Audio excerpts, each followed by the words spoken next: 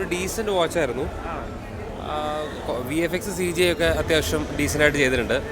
കുറച്ചും കൂടെ അവർക്ക് കട്ട് ഷോട്ട് ചെയ്ത് നന്നായിട്ട് എടുക്കായിരുന്നു. പക്ഷേ അത് ഒരു തെലുങ്ക് മൂവിയാണല്ലോ, അപ്പോൾ തെലുങ്കർക്ക് പ്ലീസ് ചെയ്യുന്ന രീതിയിൽ കുറേ സീനൊക്കെ ആഡ് ചെയ്ത് എടുത്തിട്ടുണ്ട്. അപ്പോൾ അതേ ഉള്ളൂ നമുക്കൊരു കല്ലടിപ്പായിട്ട് തോന്നുന്നത്. അല്ലെങ്കിൽ it is A decent watch, ഒരു വൺ ടൈം വാച്ചാണ്. അങ്ങനെയല്ല, കുറേ മാസ് എലിവേറ്റ് ചെയ്ത് സീൻസ് ഇതിൽ കൊണ്ടുവന്നിട്ടുണ്ട്. അത് മൂവി ഡിമാൻഡ് ചെയ്യുന്ന രീതിയിൽ ചെയ്തിട്ടുണ്ട്. പലതും നമുക്ക് പ്രഡിക്റ്റബിളായിട്ട് തോന്നും. നമ്മളിപ്പോൾ ഒരുപാട് സിനിമകൾ കണ്ടിട്ടുണ്ടല്ലോ. ഒരു ഡീസൻറ്റ് വാച്ചാണ്. തെലുങ്കിന് ഞാൻ നേരത്തെ പറഞ്ഞു, തെലുങ്കിന് പ്ലീസ് ചെയ്യുന്ന പോലെ കുറേ അനാവശ്യ സീനുകൾ കൊണ്ടുവന്നിട്ടുണ്ട്. അതൊക്കെ കട്ട് ഷോട്ട് ചെയ്തിട്ടുണ്ടെങ്കിൽ നമ്മൾ മലയാളം ഓഡിയൻസിന് എത്രത്തോളം കണക്റ്റ് ആവുമെന്ന് എനിക്ക് തോന്നുന്നില്ല. പിന്നെ എല്ലാം ഒരു റിലീജൻ്റെ ഇതിൽ കൊണ്ടുവരുന്നു എന്നുള്ളതേ ഉള്ളൂ. Okay, thank you. ഞാൻ ഉറങ്ങിയെങ്കിലും എനിക്ക് പടം ഇഷ്ടപ്പെട്ടു. CGI ഒരു രക്ഷയില്ല. ശരിക്കും പല സിനിമകളും കണ്ടു പഠിക്കണം ഇതിൽ CGI, കാരണം ഒറിജിനൽ തോറ്റുപോകും. അത്രയ്ക്ക് ഗംഭീരമായിട്ടാണ് CGI ചെയ്തിരിക്കുന്നത്. പിന്നെ ജയറാമേട്ടനാണെന്ന് എനിക്ക് മനസ്സിലായില്ല. പിന്നെ ഇൻ്റർവ്യൂലൊക്കെ കഴിഞ്ഞപ്പോൾ ആരും പറഞ്ഞു അത് ജയറാമേട്ടൻ, കാരണം പുള്ളി മുടിയൊക്കെ വളർത്തി താടിയൊക്കെ വളർത്തി വേറെ യോഗിയായിട്ടാണ് വരുന്നത്. പക്ഷേ പുള്ളി രസമുണ്ട്, നല്ല ചെയ്തിട്ടുണ്ട്. പുള്ളിയാണെന്ന് അറിയത്തില്ലായിരുന്നു, ആ ഒരു പ്രശ്നമേ ഉള്ളൂ. എല്ലാം നോക്കിക്കഴിഞ്ഞാൽ കലക്കനാണ്. പിന്നെ കഥയൊക്കെ അടിപൊളിയായിരുന്നു, വളരെ വളരെ നന്നായിരുന്നു. പിന്നെ നമുക്ക് വിഷ്വലി ഒരു രക്ഷയില്ല പടം, കാരണം നമുക്ക് എന്താ പറയുക, ബോറടിക്കത്തില്ല. ലൈക്ക് നമുക്കൊരു ഫ്രഷ്നെസ് കിട്ടും. ഭയങ്കര കളർഫുള്ളാണ് പടം. DOP ഒരു രക്ഷയില്ല, അത് എടുത്തു പറയണം. DOP ചെയ്തേക്കുന്ന ആരാണേലും പുള്ളി ഗംഭീരമായിട്ട് ചെയ്തിട്ടുണ്ട്. പിന്നെ അതാ ഫുള്ളൊരു കളർഫുൾ മൂഡാണ്. അതുകൊണ്ട് നമുക്ക് കണ്ടോണ്ടിരിക്കുക. പിന്നെ എല്ലാവരും എന്താ പറയാനാ, ലൈറ്റൊക്കെ സൂപ്പറായിരുന്നു, അടിപൊളിയായിരുന്നു, ഗംഭീരമായിരുന്നു.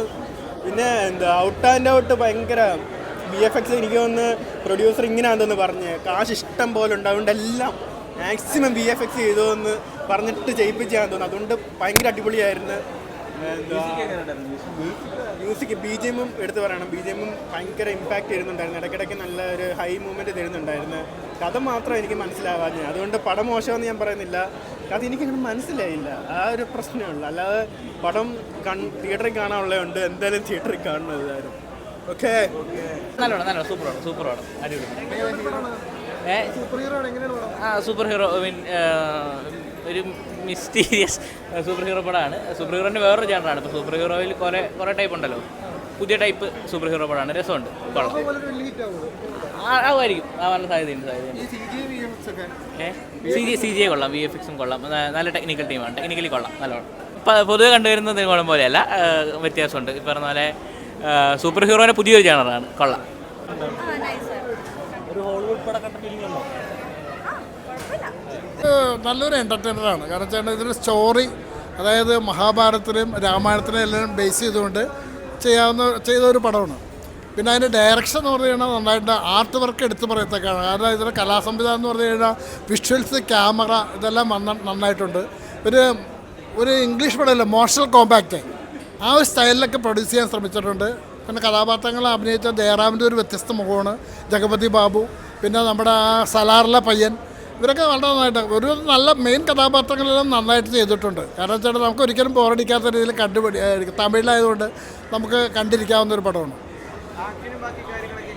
ആക്ഷനൊക്കെ തന്നെ ഇതിലെ ആക്ഷൻ എന്ന് പറഞ്ഞു കഴിഞ്ഞാൽ ഒരുപാട് ആക്ഷൻ കൊറിയോഗ്രാഫർമാരെ ഇതിനകത്ത് പങ്കെടുത്തിട്ടുണ്ട്. ഒരാളല്ല, ഒരുപാട് പേര് ഓരോ ടൈപ്പ് ഫൈറ്റുകളും കമ്പോസ് ചെയ്തേക്കുന്ന പലതരം ആർട്ടിസ്റ്റുകളാണ്. കാരണം വിദേശ ആർട്ടിസ്റ്റുകളൊക്കെ വന്നിട്ടുണ്ട് ഇതിനകത്ത്. അപ്പോൾ അതൊക്കെ ഒന്നിനൊന്ന് വ്യത്യസ്തമുണ്ട്, നന്നായിട്ടുണ്ട്. കാരണം എടുത്തു പറയത്തൊക്കെ ക്യാമറ, ആർട്ട്, ഡയറക്ഷൻ